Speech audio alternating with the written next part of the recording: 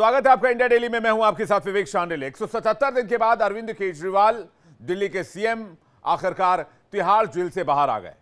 हरियाणा चुनाव से पहले केजरीवाल की रिहाई से आम आदमी पार्टी के लाखों कार्यकर्ताओं में जोश हाई है। तिहाड़ से बाहर आते ही केजरीवाल ने कहा कि जेल की सलाखें उनका हौसला कमजोर नहीं कर सकती हैं। दिल्ली आबकारी नीति घोटाला में सीबीआई ने केजरीवाल को गिरफ्तार किया था। संजय सिंह, मनीष सिसोदिया और के कविता के बाद आज अरविंद केजरीवाल को भी सुप्रीम कोर्ट से सशर्त जमानत मिल गई। केजरीवाल की रिहाई के बाद आम आदमी पार्टी के नेता उत्साहित हैं और बीजेपी पर निशाना साध रहे हैं, जबकि बीजेपी पलटवार कर रही है।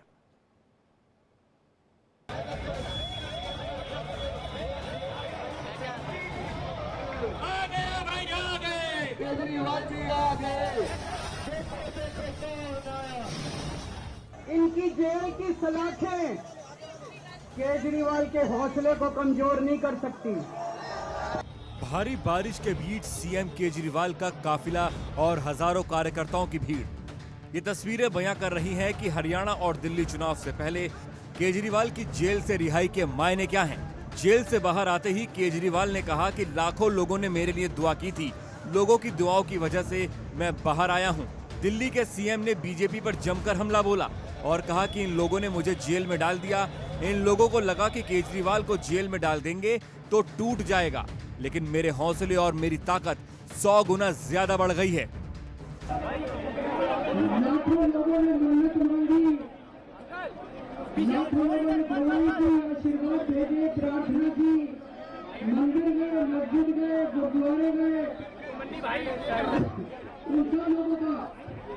मैं शुक्रिया अदा करना चाहता हूँ। इनकी जेल की सलाखें केजरीवाल के हौसले को कमजोर नहीं कर सकती। और ये जितनी राष्ट्र विरोधी ताकतें हैं जो देश के विकास को रोक रही हैं, जो देश को बांटने का काम कर रही हैं, जो देश को अंदर से कमजोर करने का काम कर रही हैं, जिंदगी भर में इनके खिलाफ लड़ा हूं, आगे भी ऐसे ही लड़ता रहूंगा। तिहाड़ के बाहर केजरीवाल के स्वागत के लिए पंजाब के सीएम भगवंत मान और दिल्ली के पूर्व डिप्टी सीएम मनीष सिसोदिया भी पहुंचे। बारिश में भीगते हुए भगवंत मान और मनीष सिसोदिया ने ट्रक के ऊपर से नारे लगाए। जेल के ताले टूट गए, केजरीवाल छूट गए, भ्रष्टाचार का एक ही काल, केजरीवाल केजरीवाल जैसे नारे हवा में गूंज रहे थे। सड़क पर कार्यकर्ताओं की भीड़ की वजह से जाम लग गया। तस्वीरें आपको दिखाते हैं कि सैकड़ों की संख्या में कार्यकर्ता ढोल नगाड़ों के साथ यहाँ डांस कर रहे हैं या नाच रहे हैं। बरसात का मौसम है, उसके बावजूद बड़ी संख्या में यहाँ कार्यकर्ता ढोल की जो थाप है उस पर आपको नाचते नजर आएंगे, क्योंकि सुबह से ही लगातार मूसलाधार बारिश यहाँ पर हो रही है। लेकिन बारिश के बावजूद जो कार्यकर्ता है, जो नेता है आम आदमी पार्टी के, वो यहाँ पर नाचते हुए नजर आ रहे हैं, झूमते हुए नजर आ रहे हैं। घर पहुंचने पर सांसद राघव चड्ढा ने केजरीवाल का स्वागत किया। घर के बाहर भी हजारों कार्यकर्ता और नेता उनके स्वागत के लिए मौजूद रहे। इस दौरान जोश से लबरेज लोगों ने जमकर पटाखे फोड़े। ढोल नगाड़ों के साथ समर्थक नाचते और नारे लगाते नजर आए। घर के बाहर भी केजरीवाल ने भीड़ को संबोधित किया और सभी का शुक्रिया अदा किया।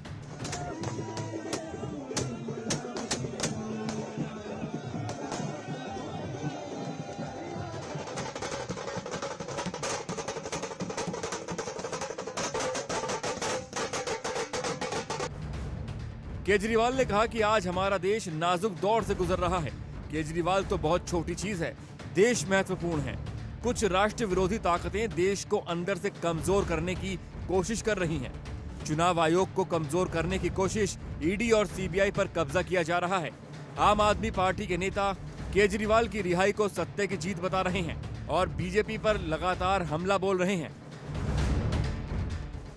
देश का हरेक आम आदमी पार्टी का कार्यकर्ता और देश का हरेक इंसाफ पसंद आज बहुत खुश है, क्योंकि तानाशाही की हार हुई है, सच्चाई की एक बहुत बड़ी जीत हुई है।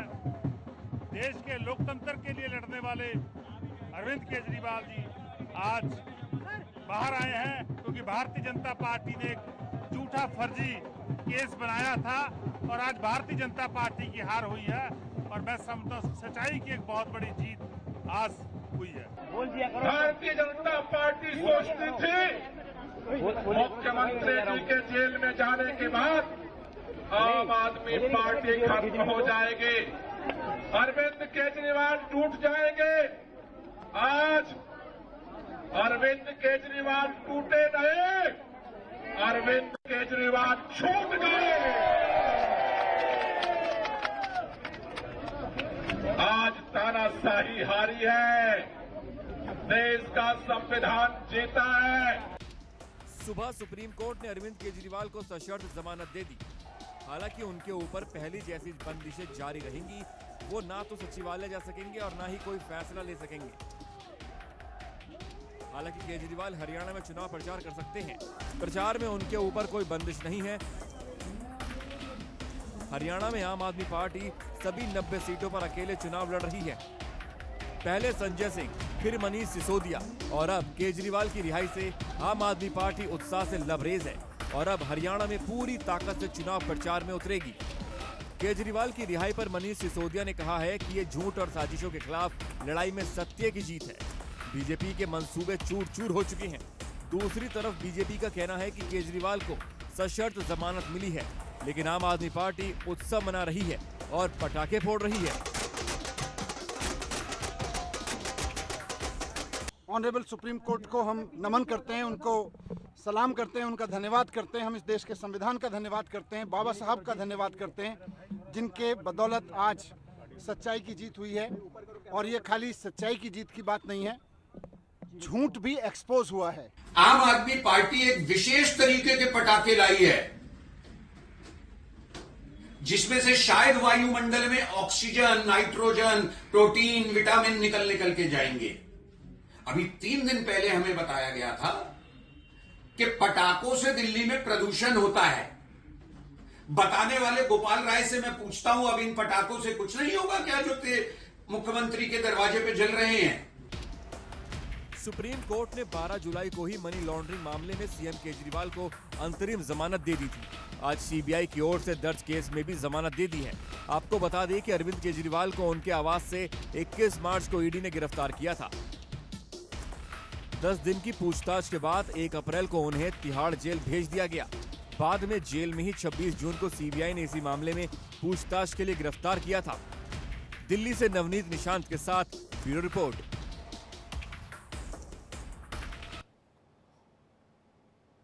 अगली खबर हिमाचल से। संजौली के बाद अब मंडी में भी अवैध मस्जिद निर्माण को लेकर भीड़ हंगामा कर रही है। हालात को काबू करने के लिए पुलिस को आंसू गैस के गोले तक छोड़ने पड़ रहे हैं। नगर निगम ने आदेश दिया है कि अवैध कब्जे को मस्जिद प्रबंधन खुद तोड़ दे, जिसके बाद अवैध कब्जे को हटाया जा रहा है।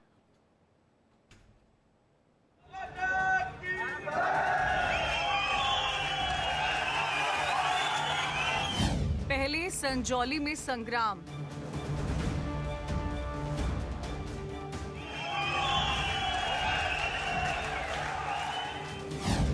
अब मंडी में महाभारत।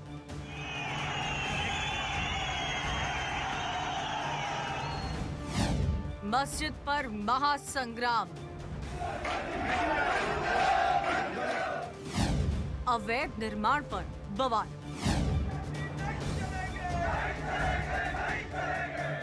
शिमला के बाद अब हिमाचल की मंडी में भी एक मस्जिद को लेकर विवाद खड़ा हो गया है। मस्जिद के अवैध निर्माण के विरोध में आक्रोशित लोगों की भीड़ जमकर विरोध प्रदर्शन कर रही है।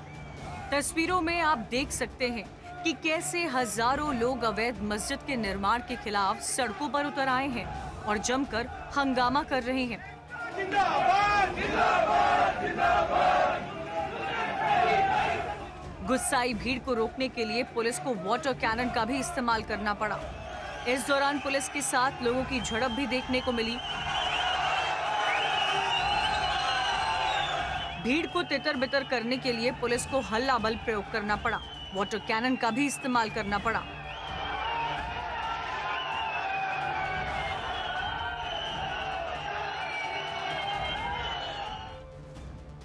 ये मस्जिद 30 साल पुरानी बताई जा रही है, जिसमें 3 मंजिलें बनी हुई है। आरोप था इस मस्जिद की 2 मंजिल अवैध रूप से बनाई गई है। नगर निगम कोर्ट ने इन आरोपियों को सही पाते हुए अवैध निर्माण को गिराने का आदेश दिया। नगर निगम कोर्ट ने मस्जिद कमेटी को 30 दिन का समय दिया है। आदेश में कहा गया है या तो मस्जिद कमेटी खुद अवैध निर्माण को गिरा दे, वरना प्रशासन कार्रवाई करेगा। वो फैक्ट्स भी आपके माध्यम से, सोशल मीडिया के माध्यम से हमने लोगों के समक्ष रखे हैं और आज भी जो प्रदर्शन कर रहे थे उनके समक्ष भी रखे हुए हैं कि मंडी ज़िले में जो भी संबंधित विभाग है उनके द्वारा अगर इस विषय पे कोई कार्य किया जा रहा है, वो समयबद्ध तरीके से कार्य किया जा रहा है, उनको इसके बारे में अवगत कराया है। मस्जिद विवाद को लेकर हिंदू संगठनों ने मंडी में काफी हंगामा किया। ये मस्जिद मंडी के जेल रोड पर स्थित है। हिंदू संगठन ने जेल रोड जाम कर हंगामा शुरू कर दिया। पुलिस ने मस्जिद के आसपास बैरिकेडिंग पर इलाके को सुरक्षित किया है ताकि किसी भी हालत से निपटा जा सके। हमारा मेन एम है कि हमने लॉ एंड ऑर्डर मेंटेन रखना है, किसी भी तरह की कोई वायलेशन नहीं होने देनी है। इफ़ समबडी इज़ कमिंग, किसी का कोई पॉइंट है, पीसफुली कोई आके बताना चाहते हैं, कुछ बात रखना चाहते हैं, that's a different thing, but law and order has to be maintain. Mandi शहर में करीब 300 के करीब जो है हमारी फोर्स डिप्लॉयड है। नाकेबंदी की बात करें तो मंडी टाउन के जो एंट्रेंस पॉइंट्स हैं उसमें लार्जली हमने नाकाज लगाए हैं for routine checking and that is mostly it. देखिए, जो 163 की धारा लगाई गई है उसमें असेंबली ऑफ पीपल, ज़्यादा जो इकट्ठ है वो अलाउड नहीं होता है। प्रोटेस्ट तो फिर बाद की बात है, अगर उसकी वायलेशन की जाती है then we can take action according. Sanjauli के बाद अब मंडी में जिस तरह से अवैध मस्जिद के निर्माण को लेकर बवाल मचा है, उसको लेकर पुलिस प्रशासन के भी पांव फूल गए हैं। हालात को काबू में करने के लिए पुलिस को भारी मशक्कत करनी पड़ रही है। अब देखना होगा संजौली के बाद मंडी में हुए मस्जिद विवाद का क्या हल निकलता है। Bureau report, India daily. और बात करते हैं मौसम की। दिल्ली एनसीआर में मौसम ने ऐसी करवट मारी, ऐसी पलटी मारी कि दिल्ली का मौसम सुहावना तो हुआ, लेकिन सुहावने मौसम ने दिल्ली और उसके आसपास रहने वाले लोगों की परेशानियों को बढ़ा दिया, क्योंकि जगह जगह जलभराव हो गया और जलभराव की वजह से ट्रैफिक की समस्या से लोगों को दो चार होना पड़ा। वहीं दूसरी तरफ पहाड़ी इलाकों में यह बारिश आफत बनकर सामने आई है। एक रिपोर्ट देखते हैं।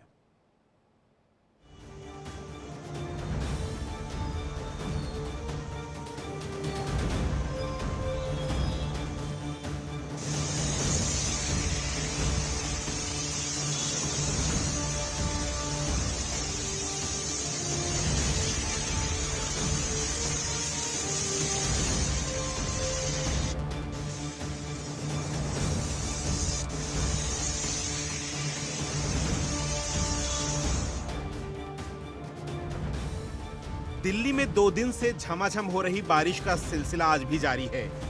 दिल्ली एनसीआर के लोगों को ठंड का एहसास होने लगा है। आज का दिन भी दिल्ली वालों के लिए काफी खुशनुमा रहा। पूरे दिन धूप नहीं निकली, ठंडी हवाएं चलती रहीं।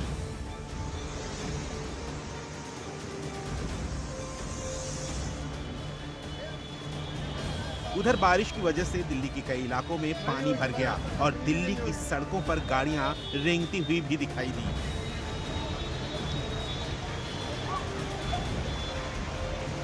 आईटी और कालिंदी कुंज के पास ट्रैफिक काफी स्लो रहा। दिल्ली, गाजियाबाद और नोएडा की लाइफलाइन कहे जाने वाले MH9 पर भी ट्रैफिक जैम से लोग काफी परेशान रहे।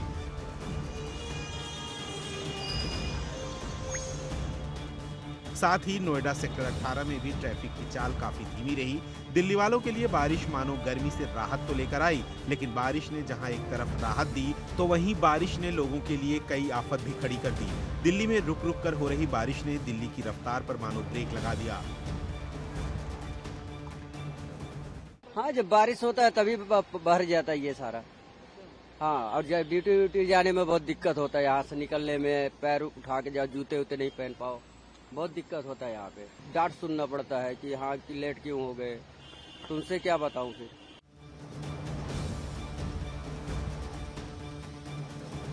दिल्ली की सड़कों पर कई जगह जलजमाव की स्थिति भी देखने को मिली, जिससे ऑफिस से निकलने वालों को काफी परेशानी का सामना करना पड़ा।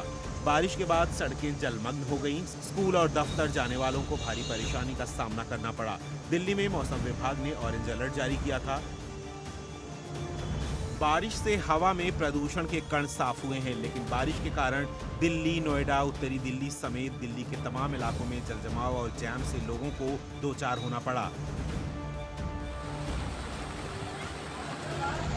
दूसरी तस्वीर आपको उत्तराखंड से दिखा रहे हैं, जहां मैदानी इलाकों में बारिश से लोगों को गर्मी से राहत तो जरूर मिली है, लेकिन पहाड़ों पर हो रही लगातार बारिश लोगों के लिए जानलेवा बनती हुई नजर आ रही है।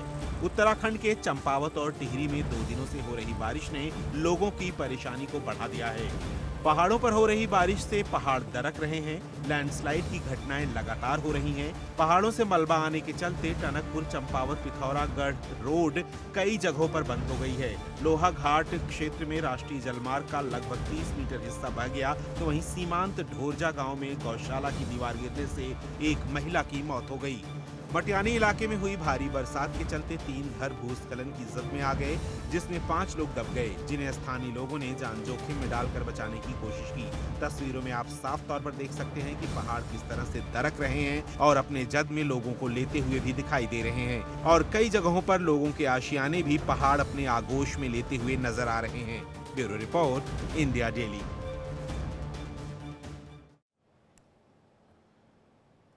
दिल्ली से सटे गाजियाबाद में भी बारिश से हाल बेहाल है। गोविंदपुरम के बालाजी एन्क्लेव में रास्तों पर पानी ही पानी नजर आ रहा है। सड़क पर पानी भरने की वजह से जलभराव की स्थिति बनी हुई है, जिसके चलते लोगों को भारी परेशानी का सामना करना पड़ा। लेकिन गाजियाबाद प्रशासन सोया हुआ है। लाखों करोड़ों का बजट होने के बावजूद जीडीए लोगों को मूलभूत सुविधाएं तक नहीं दे पा रहा। सड़कों पर पानी भरा हुआ है। पानी निकासी की बेहतर व्यवस्था नहीं होने की वजह से लोगों को दिक्कतों का सामना करना पड़ रहा है। स्थानीय नेता और प्रशासन के खिलाफ लोगों की नाराजगी भी नजर आ रही है। यही नहीं, यहां से गुजरने वाले राहगीरों को भी इस दिक्कत से दो चार होना पड़ रहा है। ये बालाजी एन्क्लेव है, गोविंदपुरम गाजियाबाद, वार्ड नंबर 30, रीना पार्षद, विधायक अजीत पाल, सांसद अतुल गर्ग। ये दयनीय स्थिति है। पानी भरा पड़ा 2-2 फुट, नालियां जाम है, नाली और रोड की समस्या है विकट। गाड़ियां फंसती है, आए बच्चे दिन बुजुर्ग और महिलाएं गिर रहे हैं, जिनको बच्चे स्कूल नहीं जा पा रहे हैं। इतनी बुरी स्थिति है कि नालियां जाम, सड़कों पे पानी, गड्ढे, कोई सुनवाई नहीं, कोई देखने वाला नहीं, वोट तक कुछ नहीं है। वहीं वित्त मंत्री निर्मला सीतारमण के तमिलनाडु दौरे के बाद संग्राम छिड़ा हुआ है सियासी। अन्नपूर्णा होटल के प्रबंध निदेशक श्रीनिवासन एक वीडियो में निर्मला सीतारमण से माफी मांगते नजर आ रहे हैं। आखिर क्या है इस माफी वाले वीडियो की हकीकत, एक रिपोर्ट देखते हैं।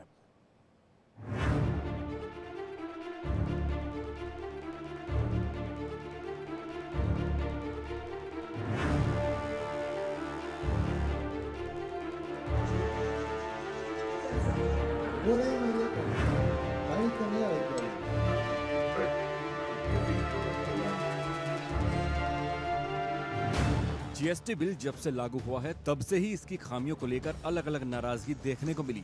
सरकार ने व्यापारियों के साथ कई बैठकें कर कई खामियों को दूर भी किया है, लेकिन जीएसटी को लेकर आज भी कई खामियां ऐसी हैं जिसके चलते व्यापारियों को दो चार होना पड़ता है। इसी कड़ी में वित्त मंत्री निर्मला सीतारमण ने तमिलनाडु के कोयम्बटूर में व्यापारियों के साथ एक बैठक की। बैठक में तमिलनाडु के प्रसिद्ध रेस्टोरेंट श्री अन्नपूर्णा चेन के मालिक भी पहुंचे। अन्नपूर्णा श्रीनिवासन ने जीएसटी की जटिलताओं का जिक्र किया। वित्त मंत्री ने इस दौरान इनकी बात को गौर से सुना भी। அடுத்தது காபி குடிக்கணும், காரம் வேணுங்கிறது, காரத்துக்கு 12ன்னு சொன்னா உடனே சண்டைக்கு வர்றது, இது டெய்லி எங்களுக்கு நடக்குது பிரச்சனை. ஒரே பில்லுல ஒரு ஃபேமிலிக்கு டிஃபரெண்டா ஜிஎஸ்டி போட்டு கொடுக்கறது கஷ்டமா இருக்கு. ஒரு பன்னுக்கு ஜிஎஸ்டி கிடையாது, பன்னுக்குள்ள ஒரு க்ரீம் வச்சுட்டா அதுக்கு 18% ஆயிடும். கஸ்டமர் என்ன சொல்றாரு, நீ க்ரீமே ஜாமையும் கொண்டா நானே வச்சுக்கிறேன், கடை நடத்த முடியல. அதனால ஒன்னா எல்லாத்துக்கும் ஒரே மாதிரி ஜாஸ்தி பண்ணிருங்க. இல்லைன்னா இன்னொன்னு இதே அம்மா வந்து உங்க எம்எல்ஏ அம்மா தான் இதெல்லாம் பண்றது. அவங்க எங்க தொகுதியில் இருக்காங்க, கடையில வந்துட்டு வடநாட்டில் அதிக ஸ்வீட் சாப்பிட்றாங்க। श्रीनिवासन के इसी बयान के बाद बवाल मच गया। दरअसल इस बयान के बाद श्रीनिवासन को वित्त मंत्री निर्मला सीतारमण से निजी मुलाकात के दौरान माफी मांगनी पड़ी। आप वीडियो में भी देख सकते हैं कैसे श्रीनिवासन कुर्सी से उठकर वित्त मंत्री जी से माफी मांगते देखे जा रहे हैं। इसी वीडियो के वायरल होने पर कांग्रेस ने सरकार की आलोचना की है। राहुल गांधी ने सोशल मीडिया पर पोस्ट लिखते हुए कहा है कि जब कोयम्बटूर में अन्नपूर्णा रेस्टोरेंट जैसे छोटे व्यवसाय के मालिक हमारे सरकारी कर्मचारियों के सरलीकृत जीएसटी व्यवस्था की मांग करते हैं तो उनका अनादर किया जाता है। वहीं दूसरी तरफ जब कोई अरबपति मित्र नियमों को तोड़ता है, कानून ताक पर रखता है, या राष्ट्रीय संपत्ति हासिल करना चाहता है तो सरकार रेड कारपेट बिछा देती है। हमारे छोटे व्यवसायों के मालिक पहले ही नोटबंदी, जटिल बैंक सिस्टम, कर वसूली और विनाशकारी जीएसटी हमलों को झेल चुके हैं। आखिरी चीज जो वो चाहते हैं वो है और अधिक अपमान। लेकिन जब सत्ता में बैठे लोगों के नाजुक अहंकार को ठेस पहुंचती है तो ऐसा लगता है कि अपमान ही वो चीज है जो वो देंगे। कांग्रेस प्रवक्ता सुप्रिया श्रीनेत ने भी इस मुद्दे पर सरकार को घेरा। इस देश की वित्त मंत्री के सामने अगर किसी ने अपनी व्यथा, अपनी तकलीफ, अपना दुख, अपना दर्द, अपने कारोबार की दिक्कत बताई तो बजाय उसको सुलझाने के उन्होंने उस व्यक्ति को डराना, धमकाना, उससे माफी मंगाना ज्यादा जरूरी समझा। वित्त मंत्री की बैठक में अन्नपूर्णा रेस्तरां चेन के मालिक ने वही मांग उठाई थी जिसे वो रोजाना फेस करते हैं। लेकिन इस बयान के बाद जिस तरह से उन्हें माफी मांगनी पड़ी, इसे विपक्ष ने सियासी मुद्दा बनाया। ऐसे में ये सवाल उठता है कि आखिर ऐसी क्या वजह रही कि जो श्रीनिवासन को माफी मांगनी पड़ी। इसका जवाब तो वित्त मंत्री या फिर सरकार को देना पड़ेगा। Bureau report, India daily. Jammu Kashmir में चुनाव होने हैं तो थोड़ी कश्मीर की बात भी आपको बता देते हैं। कश्मीर के बदलते रूप को समझने के लिए, जानने के लिए आपको कश्मीर की कहानी जाननी बहुत जरूरी है। इसकी कहानी भारत की आजादी से जुड़ी हुई है। राजा हरि सिंह ने रियासत के विलय में देरी की, जिसका खामियाजा आज तक उठाना पड़ता है। हालांकि अब हालात में बदलाव आया है। कश्मीर की तस्वीर और फिजा दोनों बदल रही है।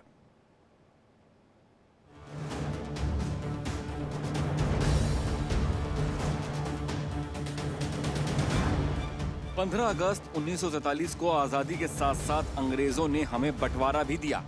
भारत और पाकिस्तान अलग अलग मुल्क बने। उस समय भारत 500 से ज्यादा छोटी बड़ी रियासतों में बटा था, लेकिन कुछ रियासतें थीं जो भारत और पाकिस्तान में से किसी के साथ नहीं जाना चाहती थी। जम्मू कश्मीर रियासत भी ऐसी ही थी। यहाँ की ज्यादातर आबादी मुस्लिम थी। कश्मीर के राजा हरि सिंह एक हिंदू शासक थे, जबकि उनकी रियासत में 80% से ज्यादा लोग मुसलमान थे। कश्मीर पर नजर गड़ाने के लिए जिन्ना को इतनी वजह काफी थी। कश्मीर पर कब्जा करने के लिए जिन्ना व उनके सहायक एक षड्यंत्र रचने की तैयारी कर रहे थे। उनके प्लान के तहत ये जरूरी था कि कश्मीर में मजहबी तनाव फैलाया जाए और राजा हरि सिंह की सेना को अलग अलग मोर्चों पर उलझा दिया जाए। स्वतंत्रता के ठीक 67 दिन बाद 22 अक्टूबर 1947 को कश्मीर को पाकिस्तान में मिलाने के इरादे से हजारों कबायलियों से भरे सैकड़ों ट्रक कश्मीर में घुस गए। ये वो कबायली थे जिन्हें पाकिस्तान की सरकार और सेना का समर्थन मिला था। पाकिस्तानी कबायली कश्मीर के अलग अलग हिस्सों पर कब्जा करते चले गए। आखिरकार जम्मू कश्मीर के महाराजा हरि सिंह ने भारत से मदद मांगी।